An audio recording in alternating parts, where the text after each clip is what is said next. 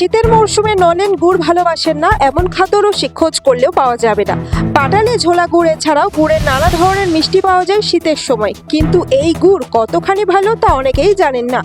মূলত মাটির হাঁড়ি বা কলসি পুড়িয়ে সেই হাঁড়িতে খেজুর গাছ থেকে রস সংগ্রহ করতে হয়, কিন্তু এখন দেখা যাচ্ছে মাটির হাঁড়ির বদলে প্লাস্টিকের হাঁড়ি ব্যবহার করা হচ্ছে। তাতে নলেন গুড়ের স্বাদ বদলে যাচ্ছে। যেসব শিউলিরা প্লাস্টিকের হাঁড়ি ব্যবহার করছেন তাদের দাবি প্লাস্টিকের জন্য স্বাদ বদল হয় না, একই থাকে। অন্যদিকে যারা মাটির হাঁড়ি ব্যবহার করেন সেই শিউলিদের দাবি প্লাস্টিকের হাঁড়িতে নলেন গুড়ের স্বাদ অনেকটাই ফিকে হয়ে যায়। মাটির হাঁড়িতে রস সংগ্রহ করার পর প্রতিদিন ধুয়ে পোড়াতে হয়, একটু খাটতে হয়।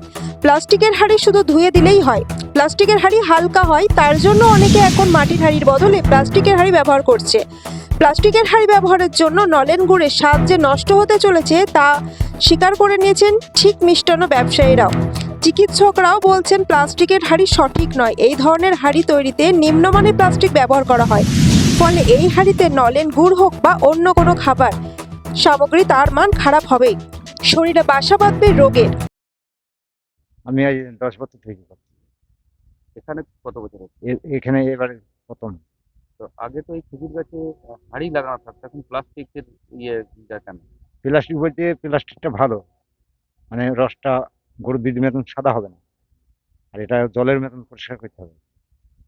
মানে নলেন গুড়ের তো মূল যে ছিল তখন এই মাটির হাঁড়ি ছিল। হ্যাঁ, তো প্লাস্টিকের দুর্গন্ধ ছড়াই না? না, মাটির হাঁড়ি যেটা বলছেন ওটা ধুতে হবে, আগুনে পোড়াইতে হবে, আর এটা পোড়াইতে হবে না, খালি ধুয়ে। তাই না? হ্যাঁ, আমরা ডাক্তারকেও জিজ্ঞাসা করেছি। কত বছর আগে হাঁড়ি দিয়ে আপনি রস টাঙাতেন? আমি 10 বছর থেকে করছি এখন। বদলে হাঁড়ি, আগে তো হাঁড়ির হ্যাঁ, পরিবর্তে এটা এই বছর থেকে শুরু করেছি, 2 বছর থেকে। ক্ষতির আগে বলবো যে মানে মাটির কলসির যে খেজুরের স্বাদ সেটা কিন্তু আর নেই। আপনি দেখবেন লোকের মুখে মুখে বলে সেই খেজুরের একটা স্বাদ নেই, গাছ তো একই আছে, স্বাদ নেই কেন? তো এর মধ্যে একটা মেন ফ্যাক্টর হচ্ছে ওই প্লাস্টিকের হাঁড়িগুলো। তো আপনি দেখবেন প্লাস্টিকগুলো যে হাঁড়িগুলো সেগুলো নিম্নমানের প্লাস্টিক দিয়ে তৈরি, আর সেখান থেকে মাইক্রো প্লাস্টিকগুলো আস্তে আস্তে রসের মাধ্যমে চলে আসছে আমাদের শরীরে, যেটা কিন্তু বিভিন্ন রোগের সঙ্গে ক্যান্সারের একটা মেন কারণ।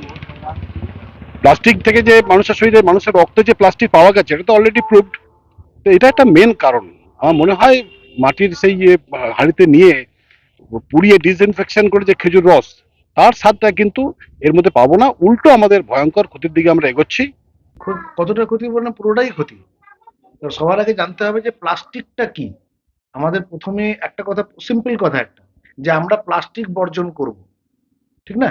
তাহলে প্লাস্টিক বর্জন করব যদি এটা প্রথমেই কথা থাকে, তাহলে এটাকে বর্জন করতেই হবে। প্লাস্টিকের একদম এন্ড বলছি, ছোটখাটো যে রোগ যা হয় হয়, আপনি সেটা মানুষ সবচেয়ে ভালো চেনে। আমি যদি বলি আলসার হবে, আলসারটা কি অনেকে বুঝবে না যে আলসারটা কি, ঠিক? আমি একটা শব্দতে মানুষ চেনে, সেটা হচ্ছে ক্যান্সার। হবেই, হতেই পারে। সবার আগে প্লাস্টিকটা বন্ধ করতে হবে। আর যারা গুড়ের জন্য যারা বলছে যে না মাটির হাঁড়ি কিনতে যাব, প্রচুর টাকা লাগবে, আপনি আগে 250 টাকা কিলো বিক্রি করতেন, এখন 300 টাকা কিলো বিক্রি করছেন। মাটির হাঁড়ির জন্য যদি 5 টাকা আপনার বেশি নিতে হয়, বেশি নিন, বাট ভালোটা দিন, কারোর ক্ষতিও হবে না, আপনারও ভালো লাগলো। অন্ডাল থেকে নিজস্ব প্রতিনিধি রিপোর্ট, পশ্চিমের বার্তা।